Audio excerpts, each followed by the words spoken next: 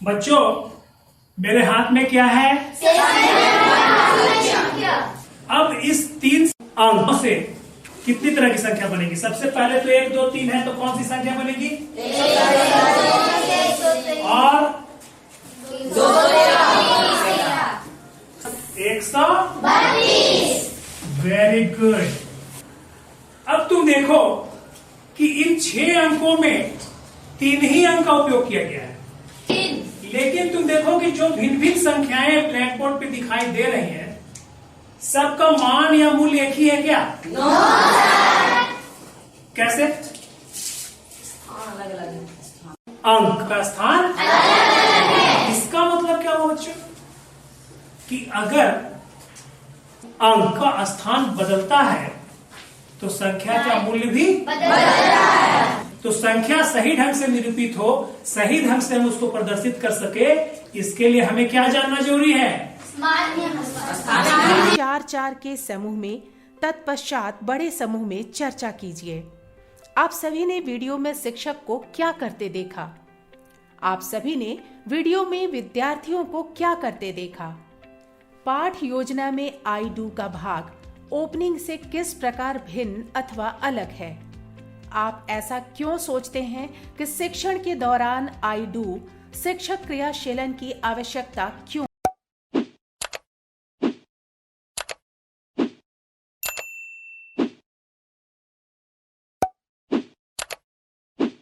ऊपर वाली संख्या पे देखो कि दाईं तरफ से जो पहला अंक होता है बेटा, वो इकाई का स्थान कहलाता है। कौन सा स्थान कहलाता है? इकाई। यानी इस संख्या में इकाई के स्थान पे क्या कौन सा अंक है? 3। यानी 3 का मान कितना हुआ? 3 का मान 3 ही हुआ। 3 इकाई मतलब 3। अब दाईं ओर से दूसरा अंक जो होगी वो दहाई होगी। दहाई मतलब दहाई के स्थान पे 2 जरूर है, लेकिन इसका मान 2 है क्या? जैसे इकाई के स्थान पे 3 था तो इसका मान 3 ही हुआ, क्योंकि 3 इकाई है तो 3 ही हुआ। लेकिन यहाँ पे जैसे ही हम तो दाईं ओर से दूसरे स्थान पे घस सकते हैं, तो यहाँ पे जो संख्या होगी अंक भले 2 है, लेकिन उसका स्थानीय मान क्या होगा? 2 दहाई। ये दहाई के स्थान पे कितना है? 2। यानी इसका मतलब हुआ इसका मान 2 दहाई है। दहाई का मतलब क्या होता है बेटा? 10। मतलब 10 का समूह, 10 का एक समूह जो होता है वो एक दहाई होता है। तीसरा स्थान कौन सा अंक है? 1 का अपना मान कितना होता है? 1 का अपना मान 1। लेकिन यहाँ पे किस स्थान पे है? तीसरे दाईं ओर से तीसरे स्थान पे है, और तीसरा स्थान किसका होता है? सैकड़ा का। यानी यहाँ पे 1 का मान 1 सैकड़ा हुआ। सैकड़ा मतलब 100। यानी 100। यानी जब हम इस संख्या को जब पढ़ेंगे तो कितना पढ़ेंगे? 100। अब 213 के बारे में मैं पूछूंगा तुम लोगों से। चलो तुम बताओ, ये दाईं ओर से पहला अंक कौन सा है? 3। 3 का स्थान कौन सा स्थान है? ये इकाई। तो 3 का मूल्य कितना हुआ? मान कितना हुआ? 3। Good, very good. बैठ जाओ। तुम बताओ बेटा, इस संख्या में 1 किस स्थान पे है? दहाई। यानी 1 का मूल्य कितना हुआ? मान कितना हुआ? 10। Very good. अब तुम लोग को समझ में आ गया कि इकाई के स्थान का अंक किसको कहते हैं? दहाई के स्थान का अंक किसको कहते हैं? सैकड़े के स्थान का अंक किसको कहते हैं? स्पष्ट है? क्लियर है? आगे बढ़े? गुड। अब मैं तुम लोगों को एक संख्या बोर्ड में लिखता हूं, ठीक है?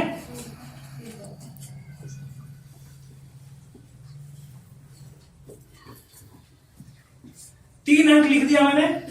3, 4 और 9। अब तुमको इससे जितनी तरह की संख्या बन सकती है 3 अंकों की, तुमको बनाना। ऐसा ही एक्सरसाइज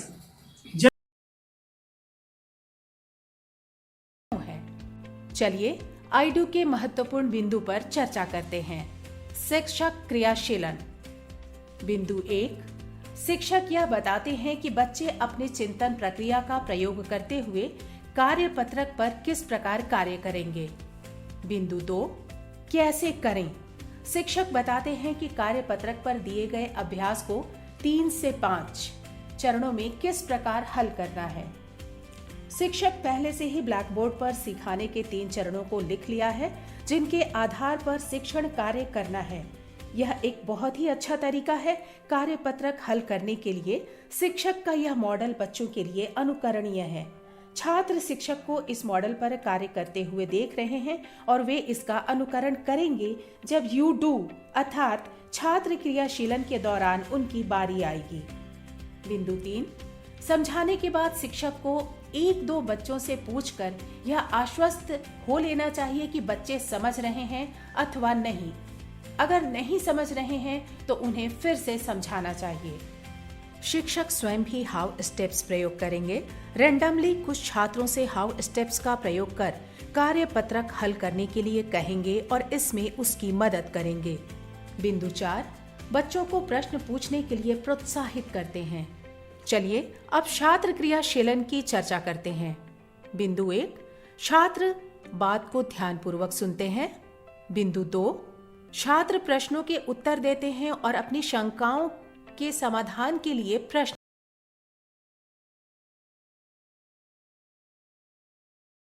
तुम आगे जब हम क्लास खत्म करेंगे उसके बाद तुम्हारा वर्कबुक जो है ना तुम्हारे पास सुगम का वर्कबुक में हम लोग काम करेंगे इसी से संबंधित, जहां इकाई दहाई सैकड़ा पे काम करना है।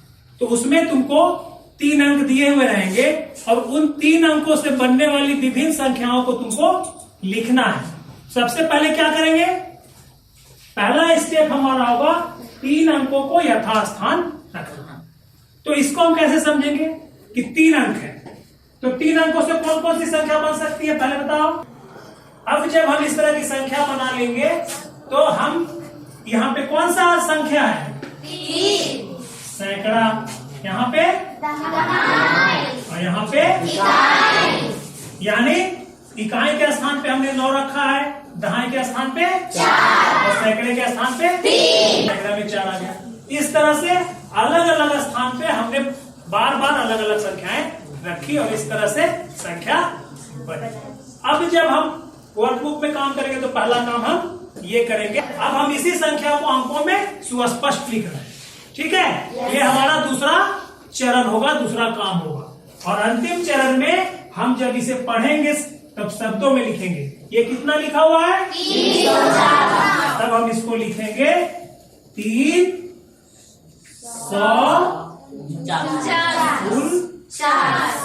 तो हमारा तीसरा चरण पूरा हो जाएगा। पहला चरण क्या था हमारा, अंकों को यथास्थान पे रखना, ठीक है। दूसरा चरण था अंकों को लिखना और तीसरा चरण था अंकों को शब्दों में लिखना। अब मैं इस पे सवाल पूछूंगा, ठीक है, ठीक है, ठीक है।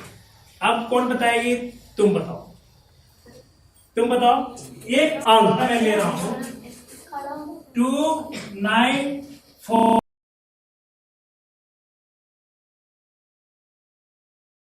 पूछते हैं पाठ योजना में आई डू का महत्व। आई डू में छात्र एक नई जानकारी से जुड़ते हैं। आई डू छात्रों को यह समझाने में सहायक होता है कि पाठ के अंत में उन्हें किस चीज में दक्ष होना है। चलिए अब चर्चा करते हैं चरण 3 की। वी डू, छात्र शिक्षक क्रियाशीलन। वीडियो को देखने के साथ साथ कृपया निम्नलिखित सूची भी बनाएं। बिंदु 1, आप वीडियो में शिक्षक को क्या करते देख रहे हैं और शिक्षक क्या महसूस कर रहे होंगे। बिंदु 2, आप वीडियो में विद्यार्थियों को क्या करते देख रहे हैं और विद्यार्थी क्या महसूस कर रहे होंगे।